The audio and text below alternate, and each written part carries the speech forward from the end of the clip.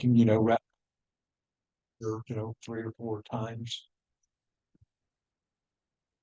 Yeah. And I had some of these for a solar charge controller, but I gave to someone else who was having RF problems. C beer was linear. Was getting into the kids' keyboard. Pastor's kid listened to potty mouth while he's trying to practice praise and worship. Okay, we'll talk about station ID. Even amateurs have to do that, which means you have to give your call sign every 10 minutes and at the end of a communications. I thought you had to do it also at the beginning, but they don't call for that in the rules. Yep. Which is why I'm a little bit dodgy when I check in chicken dinner. Yeah. So when you're having a conversation, every 10 minutes, you gotta use your call sign. Yeah. Okay, At least. So You don't have to wait till 10 minutes is up. okay. yeah, You're not supposed to go more than to be perfectly, absolutely legal, I'd have to go chicken dinner in for DEP. that. True. The exception there is remote controlled, radio controlled boats, planes, It is ships, continuous. whatever, because of the encoding.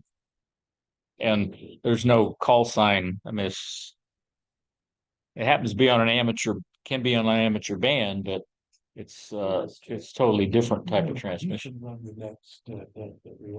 It's preferred to use English on the phone bands and the phonetic alphabet for anything that is maybe hard to understand, particularly check-ins on a net.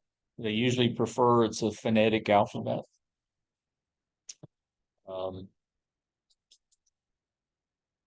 And you can do CW to you'll hear a lot of send out their call sign in CW.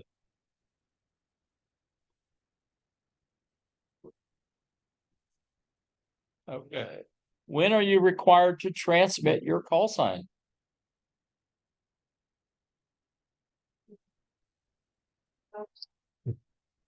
You can only use a fence for the person who ever calls it all. I have been yet. Oh, yeah. Every 10 minutes and at the end. When may an amateur station transmit without identifying on the air?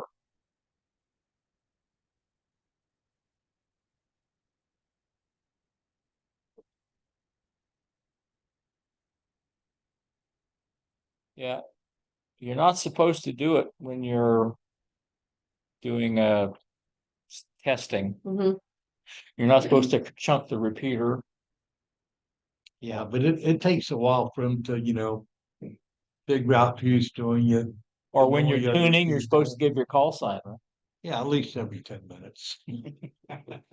So you can only chunk for 10 minutes. Yeah. And what he's talking about, this is the first thing you'll hear a lot of times when you get your license is never, ever, ever chunk the repeater. Mhm. And then you go and buy a DMR radio like I did, and you're wondering why the damn thing never makes any noise. And the reason it doesn't make any noise is because I didn't chunk the repeater. Oh, You have to press the push to talk on the DMR to get access to the talk groups. So you choose your talk group. So like if I'm gonna talk on a worldwide talk group, I choose talk group 91. Then I press the button for a couple of seconds and let it up. And then within a few seconds, I'll start hearing what's going on talk group 91. But if you don't chunk the repeater, you'll never hear anything. Same thing on D-Star. You have to do that to link to a reflector. What language may you use for identification when operating in a phone subband?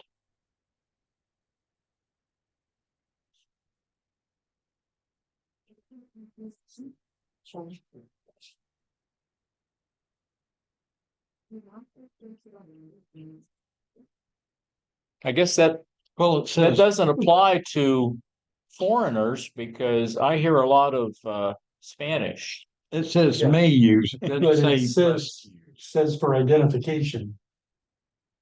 So they use it, if they use the phonetic alphabet, they're still identifying themselves in English. Yeah. Or what we Oh. recognize. Yeah, I wondered about that too, Yeah. because you have, when you're talking to other cultures, I mean. No, it says may, doesn't say May, must. If you yeah. want to do Ferengi, Yeah, all right. What method of call sign identification is required for a station transmitting phone signals?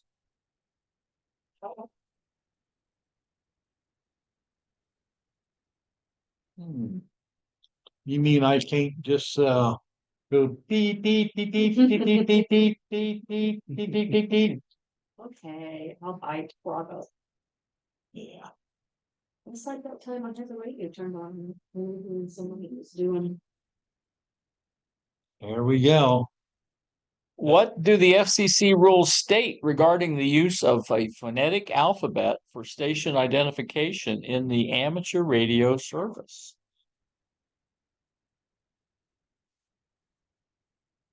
So that's one way, people get around the guy out identifying.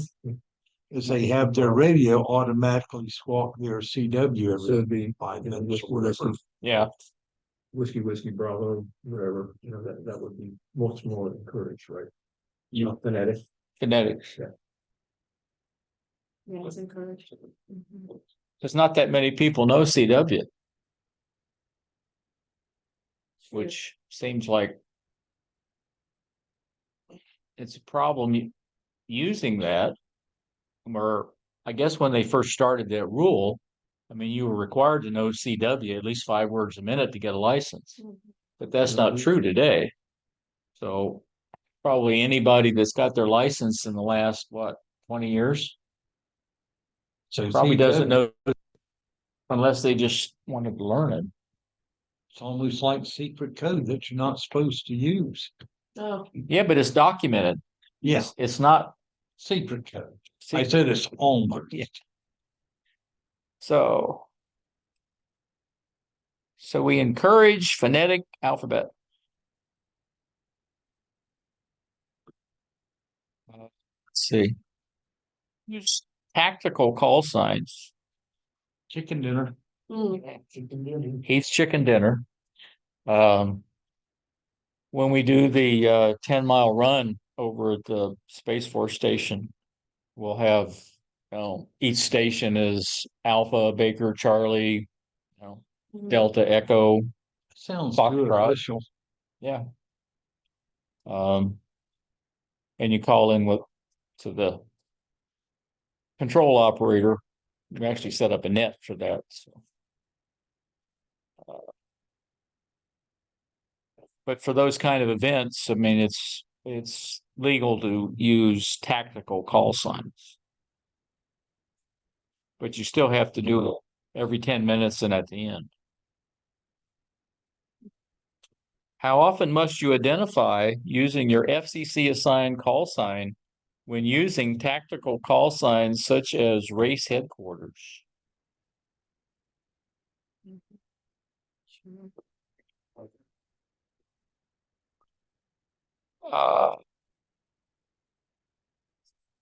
You can use these, I guess they call them call sign indicators. After your call sign, you can put, well, like for instance, if you just upgraded your license to a general, before it shows up in the database, you can do a /AG after your call sign, acting general or an acting extra. You can do a mobile or QRP, that's what you were doing.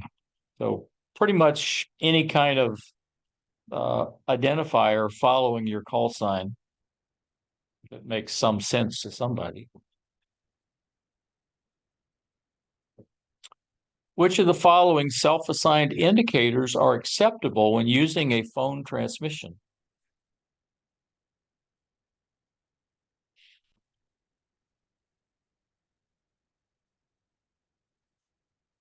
Let's do all up. Mhm. I think so. You're easy. Yeah. Third party. Communications on behalf of someone who is not the station licensee.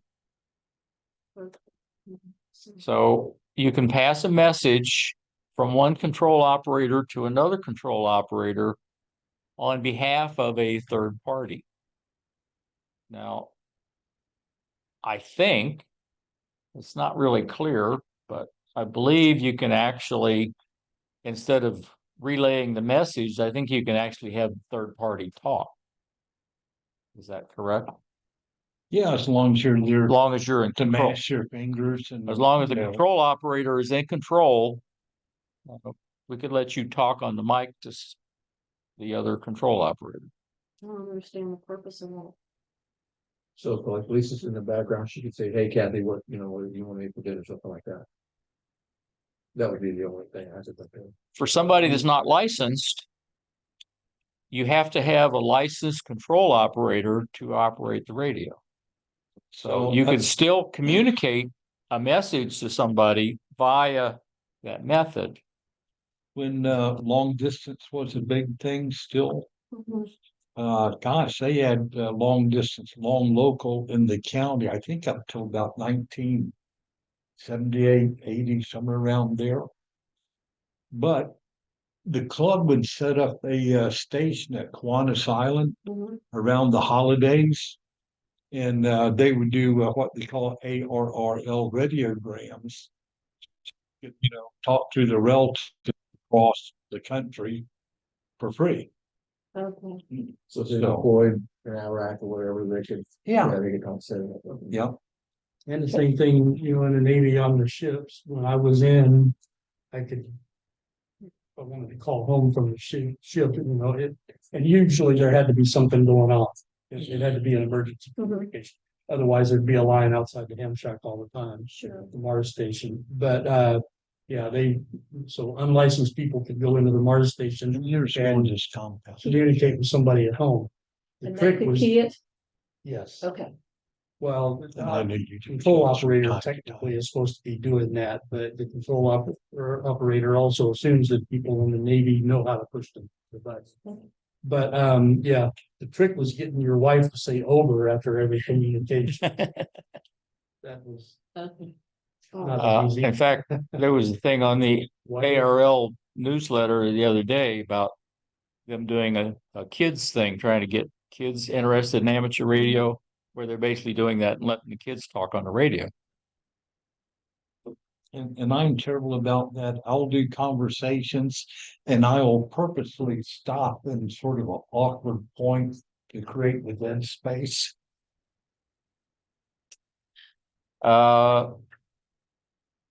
If you're communicating with a foreign station doing third party, it has to be a country that has a third party agreement listed with the ITU.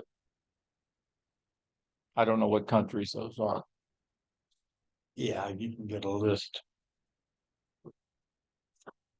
What is the definition of third party communications?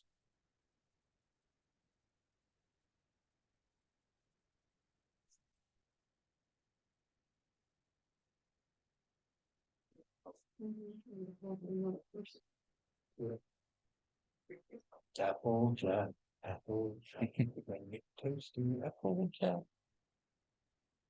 Which of the following restrictions apply when a non-licensed person is allowed to speak to a foreign station under the control of a licensed amateur operator?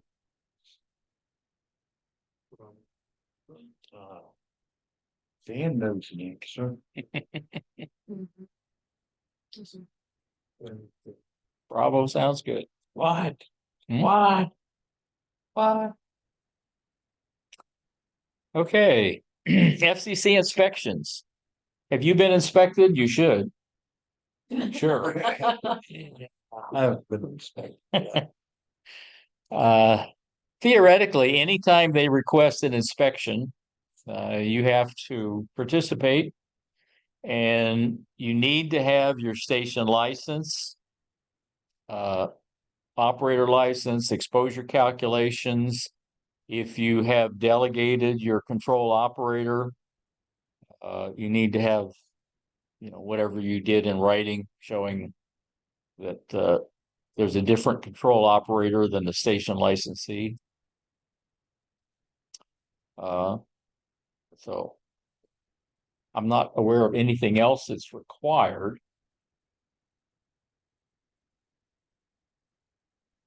Donut. And I've never heard of it actually happening. Like I said, I think there's what, 3 FCC offices around the country. Yeah, So, I think it's usually pretty, when someone's gone really far astray.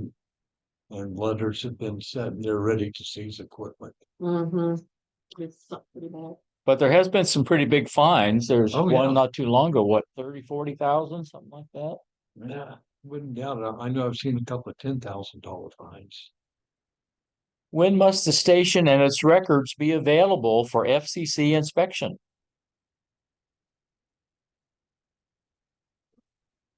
Mm-hmm. Now, I don't know if that means that they show up at your door or they call you or they email you. I don't know where anybody that's had it happen, So so. if it's like all government agencies, it's 0600 in the morning and it's like 10 guys and you can back up. Yeah, No, No. and no knock warrant, yeah. That's mostly. Yeah, and free and open society. Mhm. okay to use deadly force. Yeah.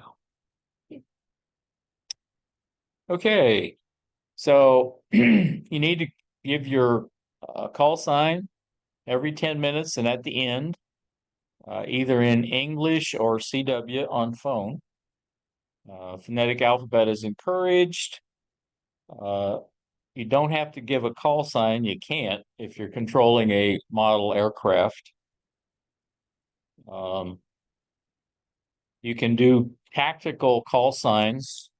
You still have to do your real call sign every 10 minutes. I want to ask again, tactical. Tactical. What is it? Race headquarters, station echo, Chicken whatever. dinner. Oh, okay, so you just Yeah, you make them up. make, okay. So we It's- had a simulated emergency test Mm-hmm. and we had, messages that sound like they could be real, like, traffic lights out, accident here, or something like that. And as the station control operator, I'm supposed to, identify that it's practice or simulated message, not a real one. Okay. So I figured if I had chicken dinner, that people would sort of get the idea pretty quick. But it's not. Yeah. Okay. And that exercise went pretty well. Yeah. Are we gonna do that again? We do it once a year. So it'd be next year. Yeah. Okay. So this year now, because that was last year. You can have a call sign. Oh, was it? Okay. Yeah.